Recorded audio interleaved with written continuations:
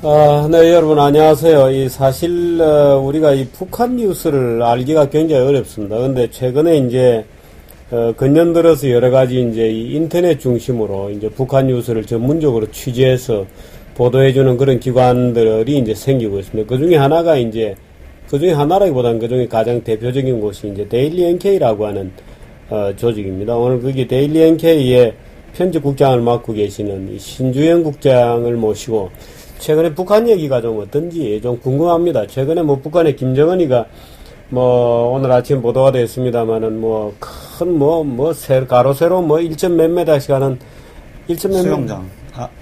아니 뭐 큰 간판 갖다 붙인 거. 예. 그 15m. 15m. 한자당. 예.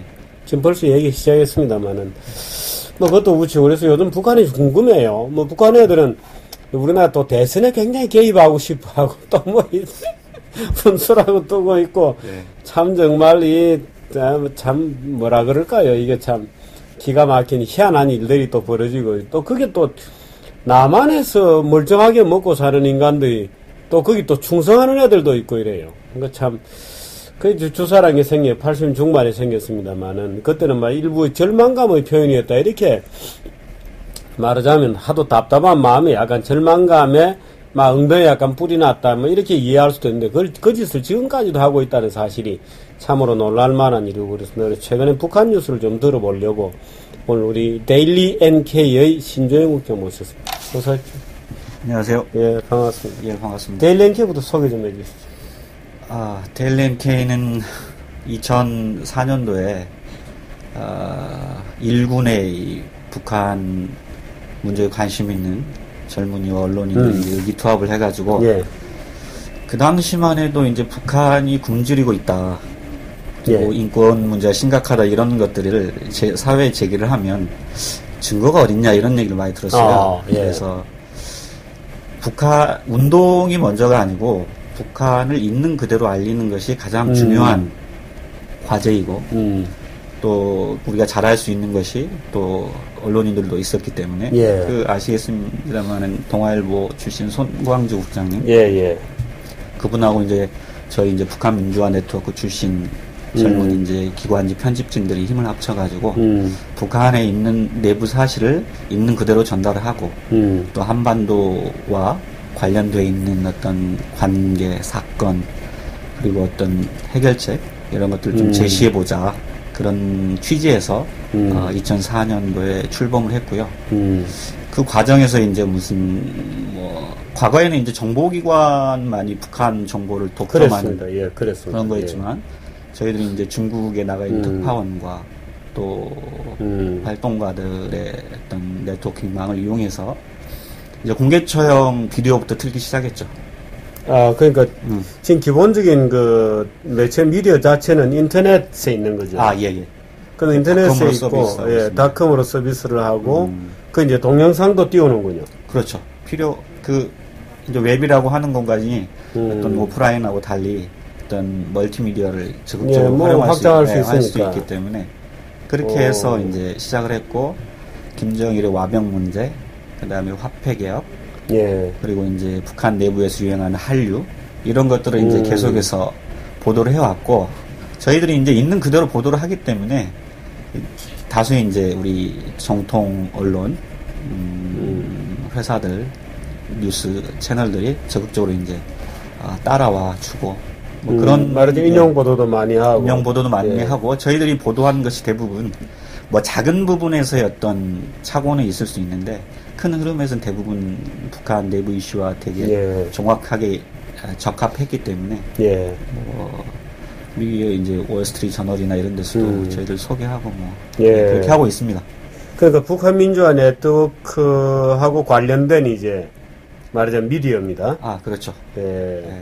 북한 민주화 네트워크의 기관지에서 출발을 했고 키즈라고 처음에는 거기서 출발을 했고 어떤 시대가 이제 온라인 페이퍼를 중시하는 시대였고 나름대로 활용할 수 있는 측면이 많아서 지금은 오히려 뭐 인터넷이 좋을 수도 그렇죠, 있어요. 그렇죠. 뭐 확장성이 많고 또 뭐 길게 쓸 수도 있고 또 뭐 지금 이제 기관지 같은 게 어떤 언론사에게 배달이 돼도 잘 뜯어보지도 않고 그런 경우도 되게 많기 때문에 차량이 좋아요.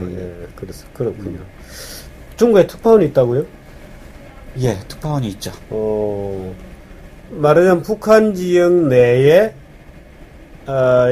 뭐 연락책이라 그럴까요? 또는 뭐 뉴스를 소식통이라고 합니다. 소식통이라고 합니까? 그런 어떤 망이 좀 있나요? 내부에요? 예. 내부에 망이 있으니까 저희들이 당연히 북한 기사를 쓸 수가 있죠. 정확하게 어떤 지역에 누가 활동하고 있다 이런 말씀을 제가 드릴 수는 없고, 예. 있다 이렇게 보시면 지금 되고. 우리 왜 북한 관련 자료들 나오는 거 보면 예를 들어서 뭐 간간히 뭐 일본 친구가 이름이 뭐죠? 누가 뭐 찍어서 온 거. 이시마루 지로시. 지로. 예. 이시마루 지로인가요? 예. 그쪽에서 나오는 게 있고. 예. 또 뭐 임진강인가요? 하는 무슨 잡지에서 이제 또 간헐적으로 나오는 게 있고. 임진강도 원래 이제 아시아 프레스에서 시작을 해가지고. 예. 한국에 이제 최진이라고 하는 북한 이제 문학동문 출신 작가하고 이제 이시마루 지로시하고 힘을 합쳐가지고 만들기 시작했고. 근데 현재는 이제 좀 따로 만들고 있는 상태입니다. 그렇군요. 이시마루 지로하고는 이제 결별이 됐고. 뭐 나쁘게 볼 수도 있지만 좋게 볼 수도 있어요. 그렇게 자꾸 이제 또 여러 가지가 만들어지면 또 각계약진을 하다 보면 또 나중에 또 큰 틀에서 보면 그게 이제 또 뭐 독자들 확보라든지 또는 다양한 또 접촉 포인트가 생기니까 저는 뭐 글쎄 뭐 잘 되려 그러면 잘 되는 겁니다. 잘 되려 그러면 잘 되는 거고. 저도 그 2008년도에 이제 제가 1년 정도 그 국경에 나가서 이제 취재 활동을 했는데. 그랬었어요? 예. 그때 두만강 건너. 그렇죠. 거기 이제 압록강. 신의주니까 압록강이고요. 그 지로 씨도 만나서 밥도 먹고 사람도 소개시켜주고 뭐 이런 역할을. 아니 근데 왜 김영하 씨가 얼마 전에 아주 고초를 당하지 않았어요? 예. 우리 신국장도 자칫 잘못하면 그렇게 될 수도 있었어요. 그럴 뻔했죠. 제가 특파원으로 다시 가려고 하던 참에 그 사건이 터졌기 때문에. 김영하 사건이. 예. 그리고 뭐 여러 가지 이제 정황을 들어보면 그쪽에서 활동하시는 분만이 아니라 저희들과 관계된 여러 분들도 그쪽에는 많이 이제 파악이 된 것 같아요. 실제로. 저는 뭐 입국 불허 정도는 아니지만 가면 좀 뭐 감시를 당할 수도 있죠. 뭐 중국이야 또 그렇다 하더라도 북한 애들이 이제 감시 명단에 올려놓는 거죠. 뭐 북한에서 이제 한국 이제 미디어들을 쭉 이제 관찰하다가 김정일이 에 대한 뭐 욕을 한다든지, 김정은이에 대한 뭐 욕을 한다든지, 뭐 그러면은 이 빨간 표시를 한다 그러대요? 참, 그것도 참 가관이에요. 그것도 가관인데, 최근에 어떻습니까? 이 김정은 체제가 들어서고 나서, 보면 이제 이설주가 떳떳한 옷도 이쁘게 입고, 미인계 비슷하게 해가지고, 복스럽게 생긴 얼굴로 이렇게 명품 가방 비슷한 것도 모자라 그러대요. 누가 또 주장하는 거는. 그걸 들고 다니면서 이제 여러 가지 이제 이 선전 활동을 많이 하는 것 같은데. 어떻습니까? 북한 김정은 등장 이후의 경제나 정치 상황을 좀 요약을 좀 해주시죠. 짧게 이제 제가 무슨 당장 이렇게 요약하기는 힘들겠지만 아무튼 현재 저희들이 우려했던 것보다는 상당히 빠른 시일 내에 좀 안정이 되고 있는 거 아닌가 이렇게 판단이 됩니다. 그리고 그러니까 정치 체제로서 그렇죠. 어떤 권력의 어떤 갈등이나 김정은이 어떤 실수를 한다든지 어떤 급속한 뭘 한다든지 이런 것보다는 좀 안정 위주로 가면서 리더십이 빠르게 좀 정착되고 있지 않느냐 이렇게 좀 판단이 되고 경제적으로 보면 근데 정치야 이제 그 간부들을 다루는 문제이기 때문에 그렇게 할 수 있지만 경제를 갑자기 새로운 지도자가 나타나서 어떻게 없는 빵을 줄 수는 없잖아요. 대신 이제 빵을 만들기 위해서 새로운 경제 개선 조치. 이제 북한에서 이제 개혁이나 개방이라는 말을 안 쓰고 개선이라는 말을 쓰는데 그런 개선 조치를 빠르게 도입해서 실시하려고 하고 있고요. 이거는 이제 나중에 얘기하겠습니다만 아무튼 개혁 개방으로 가려고 하는 여러 가지 징후들이 좀 막연하다고 해야 되나요? 좀 이렇게 희미하게 좀 보이고 있다 이렇게 생각합니다. 청사진이 지금 나와 있는 상태는 아니죠. 그건 아닙니다. 지금 그동안에 우리가 간접적으로 파악하고 있는 거로는 소위 그동안에 성군 정치 해오던 것에 지난번에 이영훈인가요? 이영호. 이영호. 네, 이영호. 그 친구가 뭐 숙청이 되고 뭐 어디 온천에 어디에 뭐 감금돼 구금되어 있고 뭐 이런 말도 있고. 자당 군에서 힘이 좀 빠지고 당 우선의 그런 리더십으로 갈 거다 하는 예고도 있었고 실제로 가고 있다 뭐 이렇게 본 것도 있었는데 어느 정도 마무리가 된 겁니까? 아니죠. 지금 한참 그걸 진행하고 있는 과정인 것 같아요. 그러니까 아직은 이제 구체적인 그 인사의 윤곽이 나오는 게 아니고 매체에 이 사람이 뭐 몇 번째 소개되더라. 예. 어디 갔는데 같이 갔다. 그 다음에 최영이라고 하는 어떤 당 출신이 총정치국장을 맡으면서 당이 군을 이렇게 리드하려고 하는 거 아니냐. 이렇게 이제 시그널들을 저희들이 이제 해석하고 있는 거죠. 근데 이제 그 사회주의 몰락, 그 다음에 미국의 이라크 침공 이후에 이제 김정일이 상당히 위기감을 갖고, 예. 어떻게 됐든 당 중심의 어떤, 국가 체제였는데, 그걸 군 중심을, 무게 중심을 상당히 이동시켰죠. 그러니까 당이라는 곳이 상당히 무력화되고, 국가가 약간 이제 군 중심으로 흘러가는, 뭐 약간 그런 거였는데, 근데 군이라고 하는 조직은 그 체제를 보유할 수는 있는데 국민을 설득하거나 어떤 정책을 집행하거나 이런 예. 능동적인 국가는 아니거든요. 사실 그 군이라는 게 아마 제가 북한군은 잘 모릅니다만은 중국이나 이런 걸 보면 중국은 아직도 이 군이 이권을 가지고 있거든요. 예를 들어서 북한 뭐 중국의 자원 수출이라든지 뭐 예를 들어서 뭐 바다에 뭐 고기 잡으러 나간다 이런 것도 다 군에서 그 관리를 해요. 그래서 이제 말하자면 입원료를 받는다든지 뭐 조업에 따르는 이익에서 뭐 세금을 받는다든지 하는 걸 군에서 아직도 많이 갖고 있더라고요.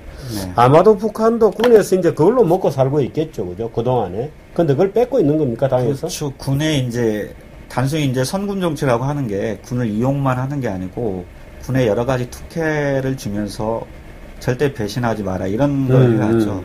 근데 김정일 같은 경우에는 10년 정도로 이제 그 초기에 권력을 안정화시키는데 군을 자기 편으로 끌어내는데 10년 정도 걸렸는데 지금은 약간 김정은 두드러 패는 것 같아요, 느낌에.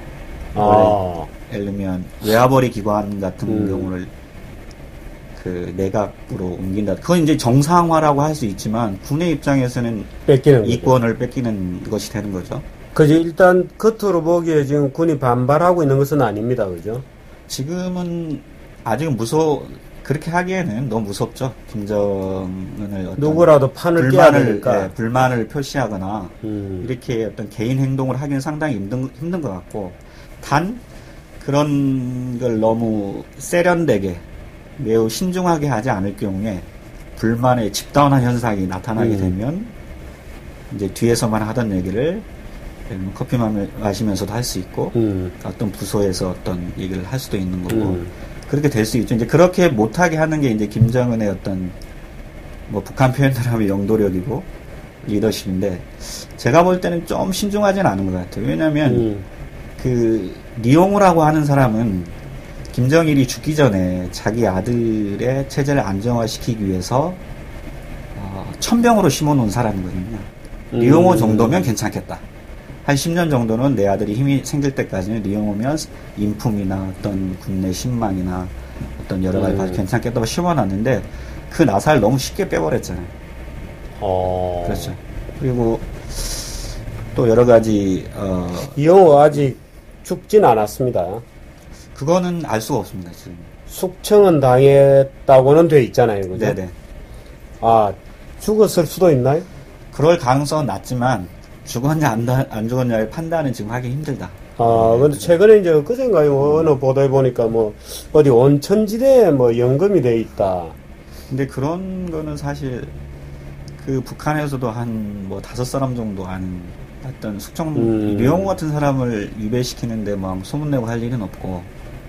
근데 그런 거를 이렇게 빠른 시기 내에 알아내기는 상당히 힘들죠. 여러 가지 이제 첩보 중에 하나의 가능성이 높고, 그 첩보를 이제 유력하게 해석하는 사람은 뭐 그렇게 해석할 수도 있고, 뭐 저 같은 경우는 좀 신중하게 봐야 되지 않느냐, 이렇게 생각하고 있습니다. 지금 북한에 예를 들어서 이제 가을 거제가 다 끝났잖아요. 네. 가을 추수가 끝났는데, 네. 물론 이제 추수 끝난 지 안 되니까 지금은 뭐 그렇게 굶어 죽는 아사자가 대량으로 발생하는 상황은 아니라고 봐야 될 거고, 네. 내년 봄에는 어떤가요? 근데 이제 국제기구 FAO나 이제 WFP 이런 데는 한 20만 톤 정도 늘었다. 예. 아, 이번에 작황이? 예, 이렇게 얘기를 합니다. 근데 이제 저희들이 그 체감하거나 직접, 근데 통계는 없죠, 저희들. 통계는 없고, 농사를 지어본 사람들, 그리고 이제 수매 양정성에 관계된 사람과 만난 사람들 얘기를 들어보면, 한 5에서 10% 정도 감소하지 않았느냐. 아, 올해? 예, 예를 들면 이제, 양강도 같은 경우는 주식이, 네. 뭐, 다른 곳은 쌀과 강냉인데, 양강도는 감자, 고원지대거든요. 예. 네, 그렇죠. 백두산 주변이니까. 그 주식인데, 거기도 감자 생산량이 많이 떨어져가지고, 예전에는 3달치 배급을 했는데, 예. 이번에는 2달치 정도밖에 못했고, 그다음에 다른, 한국의 다른 곳도 볼라벤 피해, 복감 이런 것 때문에. 태풍. 예. 그, 벼에 뭐가 좀 안 핀다고 하는 현상이 있는데 그런 게 북한에도 좀 있었던 것 같아요. 네, 그래가지고 좀 감소하는 거 아니냐 이렇게 얘기를 했는데 국제기구에서는 또 한 20만 톤 늘었다고 하니까 뭐 제가 볼 때는 그렇습니다. 그러니까 국제기구 같은 경우 이제 북한 정부에서 주는 통계와 방문이 허락된 지역에서의 어떤 농사 실적을 보고 이제 판단을 하는 거죠. 분들이 모니터 요원들이 제가 알기로 옛날에는 우리나라 그 농촌경제연구원을 중심으로 해가지고 소위 이제 북한의 요원들이 침투되어서 뭐 그러니까 대북 요원들이죠. 그러니까 압록강 지역을 월경해서 북한으로 들어가서 직접 벼를 이렇게 꺾어 왔대요. 예를 들어 벼 자라 있는 예를 들어 그 이제 작황이 어느 정도인지 판단할 수 있는 시기에 가서 이렇게 벼를 쭉 수집을 해와가지고, 그걸 가지고 와서 이제 면적당, 예를 들어서 한 뭐, 포기당 뭐, 알갱이가 몇 개냐, 알갱이의 굵기가 어떻게 되었냐 하고 해서 우리 쪽에서, 말하자면 그걸 전망을 했다는 거거든요. 최근에는 안 하는 모양이죠. 그렇게는 직접 가서 꺾고 오는 거는 없는 것 같고, 예. 그 이제 북한하고 비슷한 토양과 어떤 기후를 갖춘 곳에 이제 직접 몇 정보 정도 쌀을 심어가지고 거기 생산량을 가지고 유출을 하는 경우가 있고 또 북한이 옛날에 그 보험 신청을 영국 보험회사에다가 재해 신청을 한번 하면서 실적을 이제 보고 한 적이 한 번 있죠. 이제 그런 것들을 입수하고 이렇게 이제 생산량을 추정을 합니다.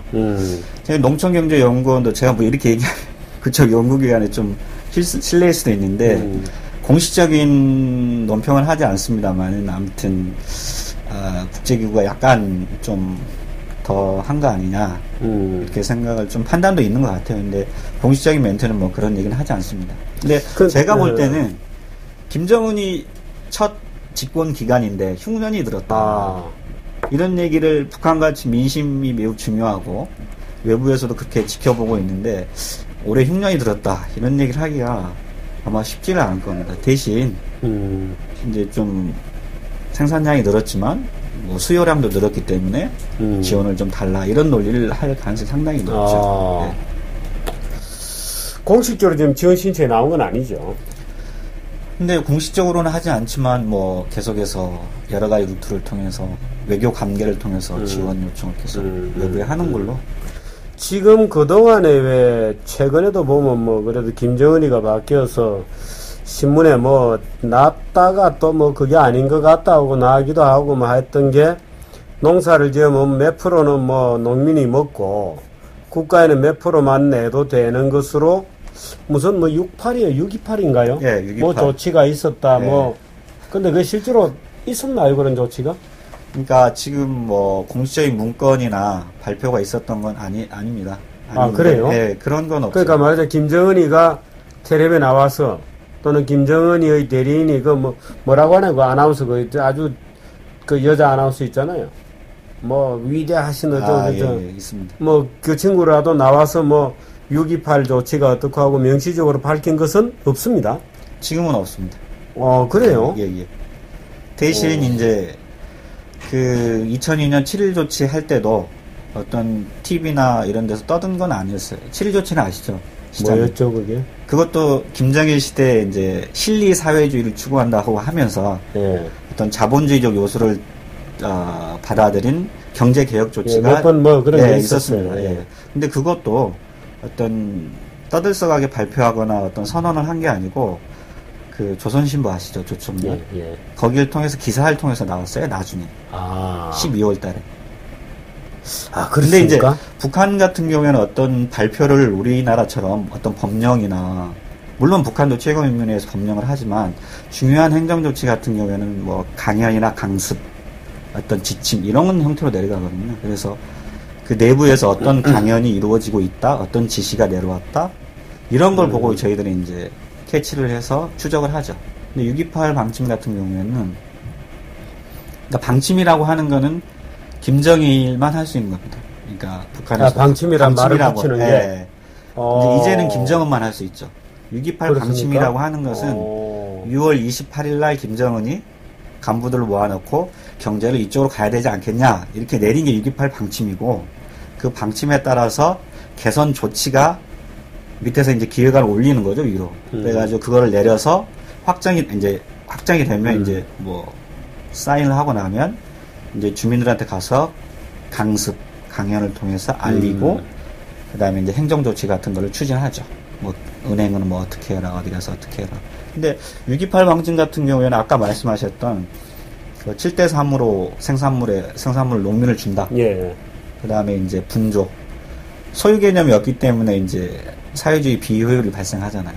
그러니까 분조를 좀 축소하면 자기 개념이 좀 높아지지 않겠느냐 이런 조치. 그다음에 이제 분조를 축소하면 뭐가 높아져요? 그 소유 개념이 있으니까 예. 뭐 북한 협동농장 같은 경우는 리 단위의 농장을 한 뭐 30명이 관리를 하면 예. 열심히 일한 사람이나 덜 일한 사람이나 N분의 분배 1로. 똑같이 예. 받으면 근데 이제 분조를 축소하면 그 할당 지역도 줄어들기 때문에 서로가 마음을 맞춰서 열심히 하면 생산량이 높아지지 않겠냐. 그래서 그것을 한 6명 정도로 줄인다는 얘기가 있습니다.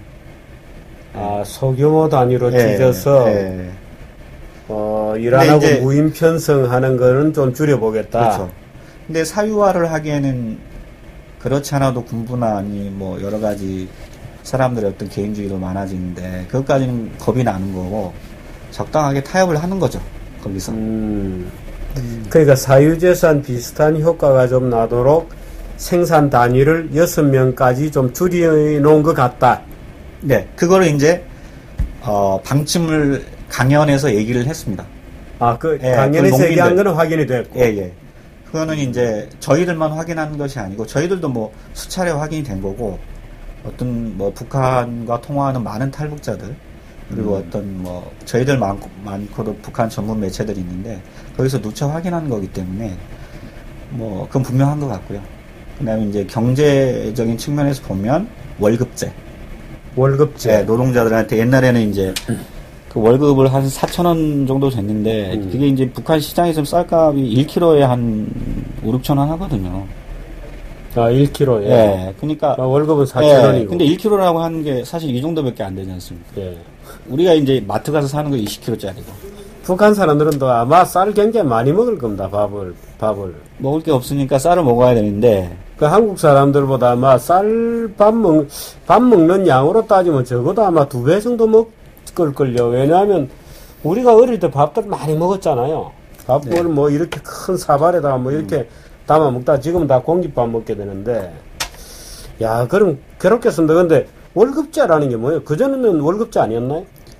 그전에는 월급을 줬는데 4,000원 줬다는 거죠.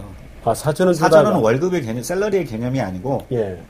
생활비 보조 이런 형태고 그 다음에 쌀을 주는 거죠. 쌀을 주고 그러니까 현물입니다, 그죠? 예, 현물을 월급이 아니고 월 현물이네. 예. 근데 이제 사실은 그런 배급도 북한의 공장이 가동이 돼야 그것도 줄 수 있는 거거든요. 예. 당국에서 뭐 은행에서 돈을 뭐 국가 재정을 투입해서 은행에서 기업에 줘서 기업이 나눠주는 게 아니고 기업에서 생산하는 만큼 국가에서 보상을 하고 예를 들면 월급을 주는 거거든요. 근데 이제 북한 공장 가동률이 우리가 많이 잡아도 한 30%인데 나머지는 사실 배급도 월급도 없는 거죠. 현실은. 공장 가동률이 30%밖에 안 돼요? 저희들은 제가 뭐 공장을 세워보지 않겠지만 대다수 전문가들이 30% 정도로 많이 잡았을 때 얘기를 합니다. 예. 이미 뭐 큰 제철소도 식량난 때 너무 많은 그 기계 부품들이 주민들이 다 뜯어다가 팔아버렸고 스스로 단순 재생산도 안 되기 때문에 개선도 일제시대의 어떤 데서 크게 진화가 안 돼 있거든요. 혹시 이제 실장님 뭐 김정은 현지 지도한 걸 이제 가끔 가서 보시면 예. 정말 유치한 생산품 가지고 뭐 이렇게 얘기하고 있는 게 보이잖아요. 근데 그게 현실입니다.